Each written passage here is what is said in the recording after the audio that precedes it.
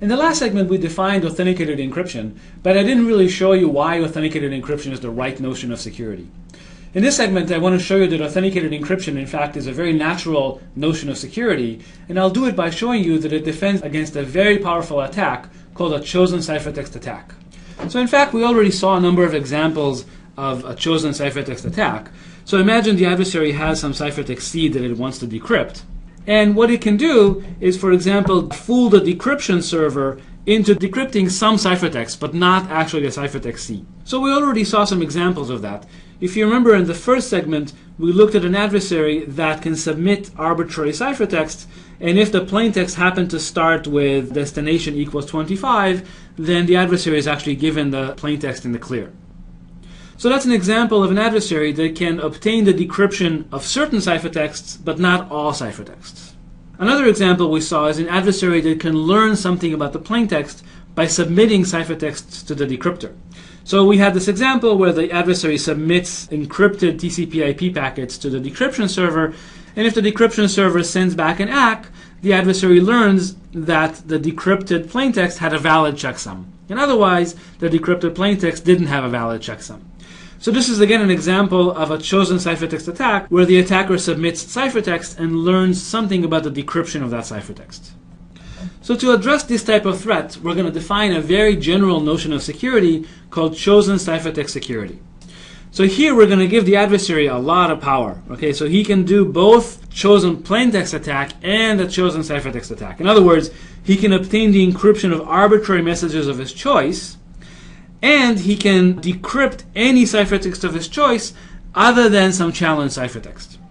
And as I showed you before, this is actually a fairly conservative modeling of real life. In real life, often the attacker can fool the decryptor into decrypting certain ciphertext for the attacker, but not all ciphertexts. So the model here is that the attacker has a certain ciphertext that it wants to decrypt.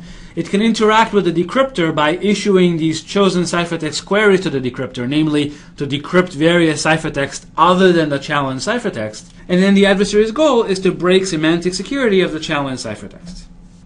So you notice that we're giving the adversary a lot of power, and all we're asking him to do is break semantic security. So it's going to be fairly difficult to design systems that are secure against such adversaries, and nevertheless we're going to do it. So let's define the chosen ciphertext security model more precisely. So as usual, we have a cipher ED, and we're going to define two experiments, experiment 0 and experiment 1. So this should look somewhat familiar by now. The challenger is going to start off by choosing a random key, and now the adversary is going to submit queries to this challenger. Every query can be one of two types. It can be a chosen plaintext query, or it can be a chosen ciphertext query. So chosen plaintext queries, we already know, basically the adversary submits two messages, M0 and M1. They have to be the same length, and the adversary receives the encryption of either M0 if we're in experiment 0, or M1 if we're in experiment 1. So he receives the encryption of the left or the right, depending on whether we're in experiment 0 or in experiment 1. The second type of query is the more interesting one. This is where the adversary submits an arbitrary ciphertext of his choice, and what he gets back is the decryption of that ciphertext. So you notice the adversary is allowed to decrypt arbitrary ciphertext of his choice. The only restriction is that the ciphertext is not one of the ciphertexts that were obtained as a result of a CPA query. And of course, this wouldn't be fair otherwise, because the attacker can simply take one ciphertext that was obtained from a CPA query. That's going to be either the encryption of M0 or the encryption of M1. If he could submit a CCA query for that particular ciphertext, he will, in response, either obtain M0 or M1, and then he'll know whether he's in experiment 0 or in experiment 1.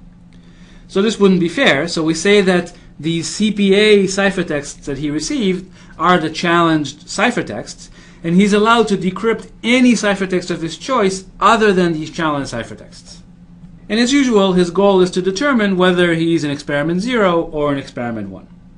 So I'm going to emphasize again that this is an extremely powerful adversary, one that can decrypt any ciphertext of his choice other than the challenged ciphertext, and still he can't distinguish whether he's in experiment 0 or in experiment 1.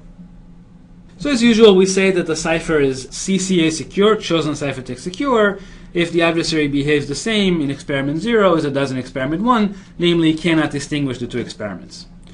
So let's start with a simple example and show that in fact CBC with a random IV is not CCA secure, is not secure against chosen ciphertext attacks.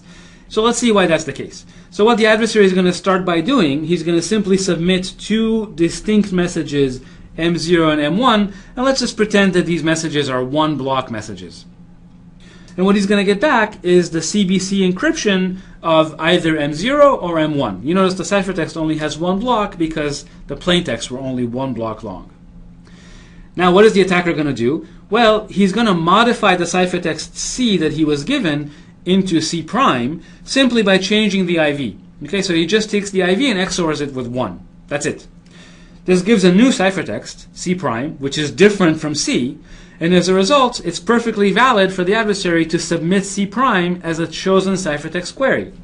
So he asks the challenger, please decrypt this C prime for me. The challenger, because C prime is not equal to C, must decrypt C prime. And now let's see, what happens when he decrypts C prime?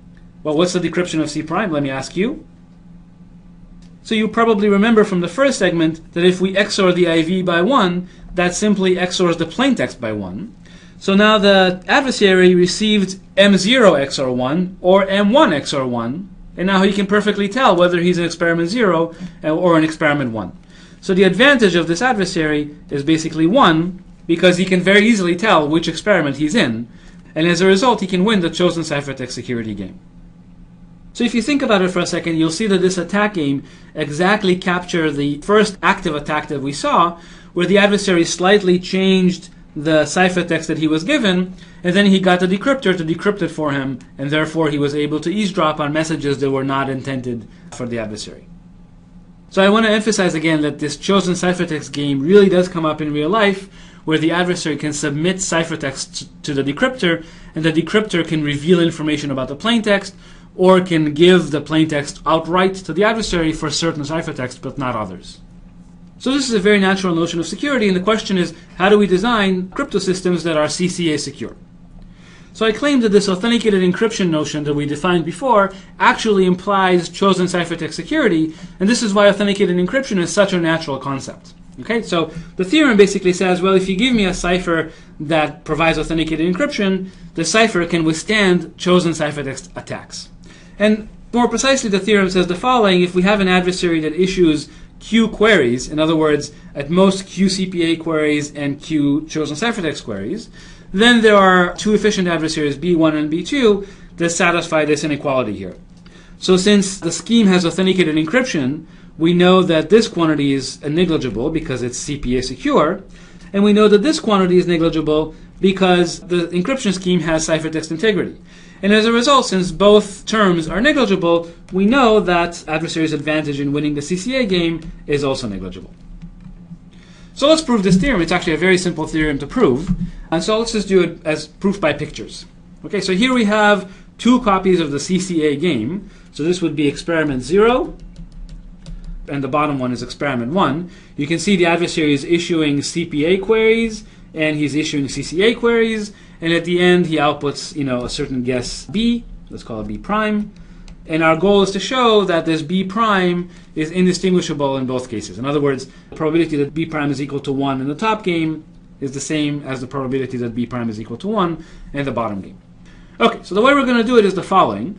Well, first of all, we're going to change the challenger a little bit so that instead of actually outputting the decryption of CCA queries, the challenger is just going to always output bottom. So every time the adversary submits a CCA query, the challenger says bottom. And I claim that these two games are in fact indistinguishable. In other words, the adversary can't distinguish these two games for the simple reason that because the scheme has ciphertext integrity, the adversary simply cannot create a ciphertext that's not in C1 to Ci-1 that decrypts to anything other than bottom. That is the definition of ciphertext integrity. And as a result, again, because of ciphertext integrity, it must be the case that every chosen ciphertext query that the adversary issues results in bottom.